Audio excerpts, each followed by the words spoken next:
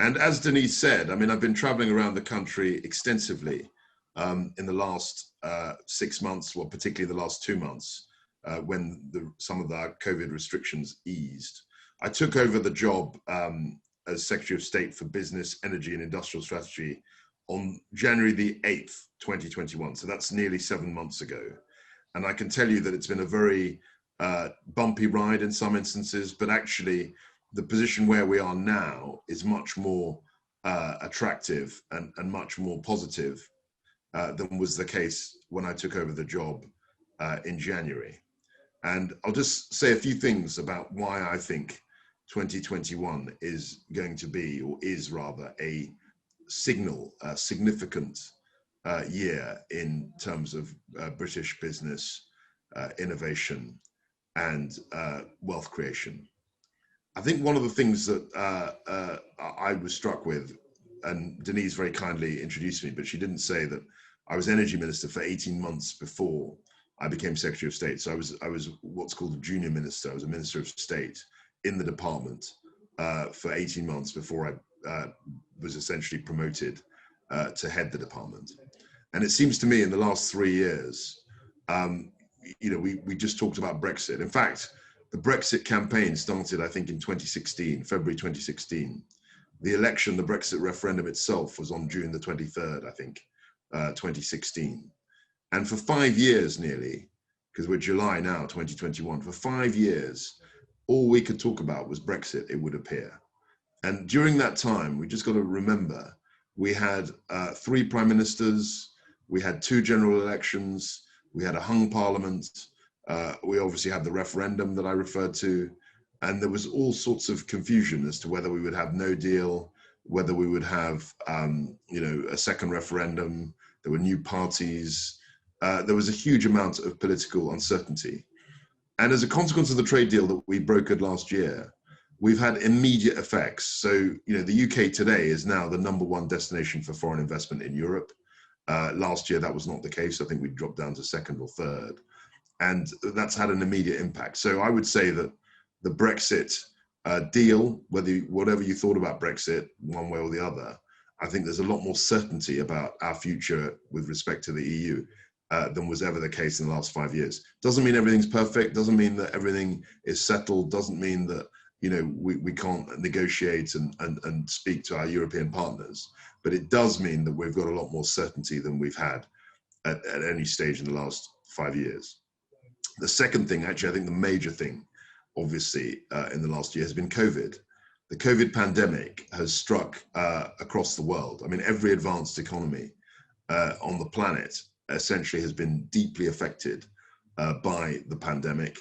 Governments responded very strongly, rightly in my view, but it was a very strong set of measures, lockdowns, furloughs, all sorts of things that we'd never anticipated. If you rewind the clock back 2 years, none of us had ever experienced anything like what we've gone through in the last 2 years. But, and this is the silver lining, we managed not only to get the vaccine, develop a vaccine, but we managed actually to roll it out.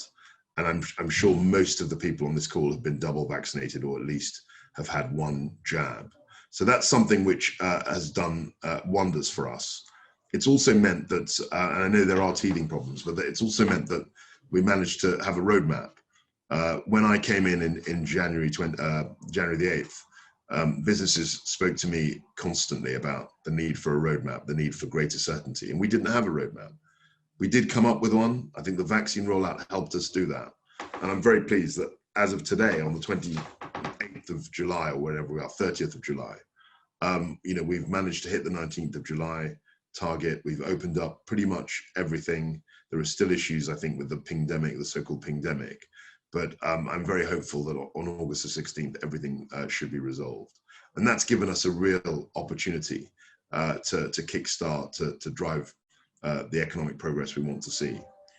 And the last thing I would say, which is really significant, is the fact of the COP26 conference, the whole climate change agenda, the net zero agenda. Now, that's something which I was very much part of. I was promoting that agenda as energy minister, and clearly, as Denise said, as Secretary of State, I have a strong responsibility for it. And I think that gives us a huge opportunity. My view is that net zero decarbonisation, it's coming. It's a wave that's coming. Everybody pretty much is signing up to it. Everyone is talking about it. Businesses are thinking increasingly about it.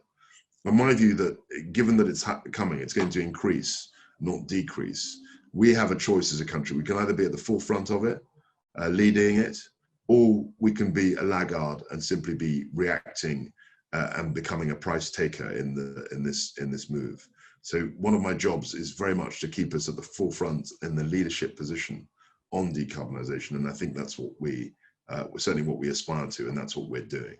So those three reasons, in short, the EU trade deal, the successful rollout of the vaccine and a potential for bouncing back, and also the net zero agenda. And it's not just a green agenda as far as I'm concerned, it's a jobs agenda.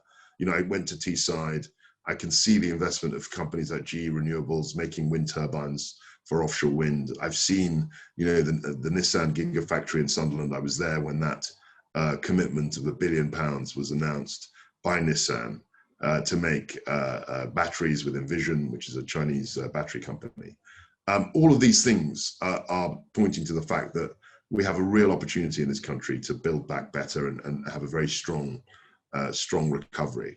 And the last thing I'll say on that is that, the IMF, I can't take their forecasts, all that as gospel, but they have revised up their forecast for UK growth. And at the moment, the IMF is predicting that of the G7 countries, the most economically advanced countries in the world, they think that the UK will be bouncing back the strongest of all of them, which is really something that I hope we can land. So it's been a very, very difficult time. I know that many of you have been incredibly resilient, and I know Mike has done a great job, not only as a business leader in the borough, but also as a community organizer. He brings people together in a very, very effective way. And I've worked with him for many years now, and I've always been impressed with the professionalism and patience that he brings to his work.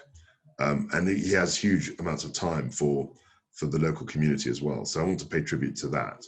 But I'm delighted also to be at this forum. It's great to connect with businesses. I know Alan rides, he's giving me the thumbs up. I think I don't know whether you managed to make it to Henley this year, Alan, but certainly have fond memories of years gone by.